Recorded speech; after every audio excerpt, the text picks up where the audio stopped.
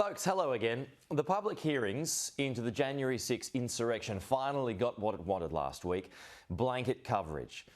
I think it's fair to say, up until now, most people hadn't really paid it that much attention, including myself. But it's worth repeating a few things about the whole shebang that do strike me as very odd.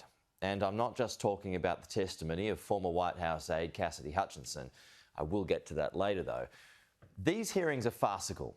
When you begin with a 9-member committee, of which there are 7 Democrats and just 2 Republicans, and both of those Republicans, Liz Cheney and Adam Kinzinger, both voted in favour to impeach Trump.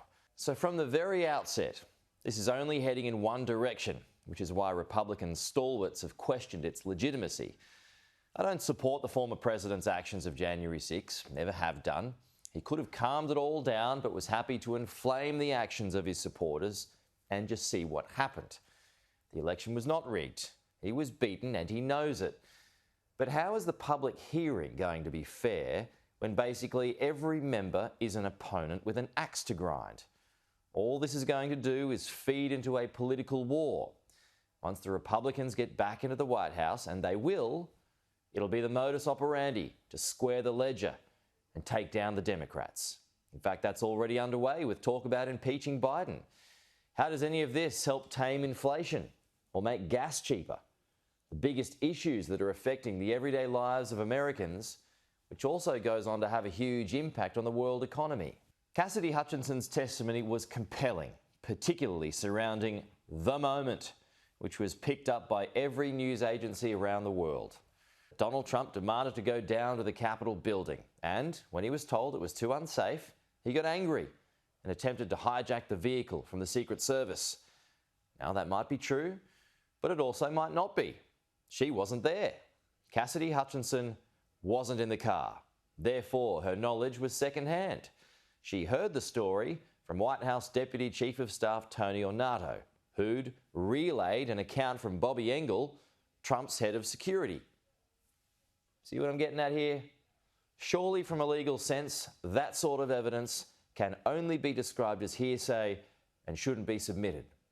With such a spotlight on this thing, you need first-hand accounts for it to be truly credible.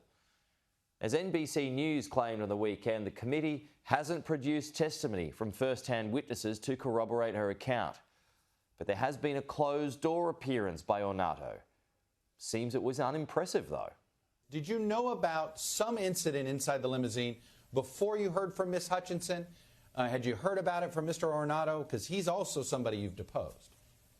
Yes, Mr. Ornato did not have as clear of memories from this period of time as I would say Ms. Hutchinson did, if that's a fair assessment there. But we're always happy to have folks who have recalled things to come back and talk to us.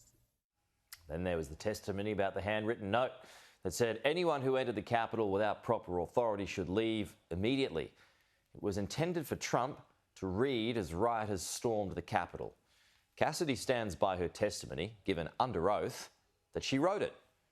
But former Trump lawyer Eric Herschmann says it was in fact he who jotted it down. I think a good portion of the public are very aware of what's going on here, and it gets back to my earlier point. As the writer Sean Collins printed recently, all this proves is that Trump and the Democrats need each other. Both are stuck in the past, obsessed with the 2020 election and the riot in the Capitol. Most Americans do not share their obsession. He says most Americans have moved on from Trump and are looking forward to moving on from Biden. But there's a fairly good chance the US moves on from Biden and then goes back to Trump. I asked a few weeks ago, who's going to stop him? I've still not seen a good answer. It won't be the Democrat-led January 6 hearings because, as of yet, there ain't no smoking gun. Thanks for watching. To support this channel, please like, share and subscribe below. I'll see you next week.